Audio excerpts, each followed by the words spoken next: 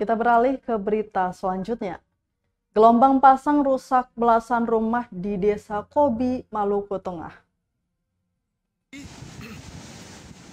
Gelombang pasang di Kecamatan Seram Utara Raya Selasa kemarin dikabarkan menerjang belasan rumah warga yang berada di pesisir pantai Desa Kobi, Kecamatan Seram Utara Timur Kobi, Kabupaten Maluku Tengah.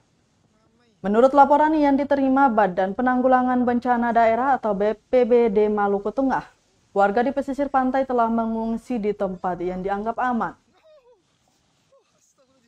Gelombang pasang disertai angin kencang akibat cuaca buruk yang terjadi, menghantam belasan rumah hingga rusak, bahkan dikabarkan sampai saat ini masih tergenang akibat luapan air hingga ke darat.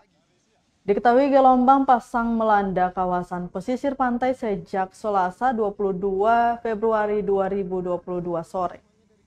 Dari video amatir yang direkam pemilik akun Facebook Mas Adi, tampak gelombang yang diperkirakan mencapai 4 meter menerjang pelabuhan Kobi hingga merusak rumah warga di pesisir pantai.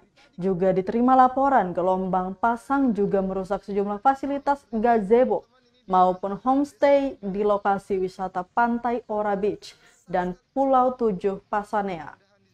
Terkait bencana alam tersebut, BPBD telah menerjunkan tim penanggulangan kedaruratan untuk mendata jenis jumlah kerusakan akibat hantaman ombak tersebut.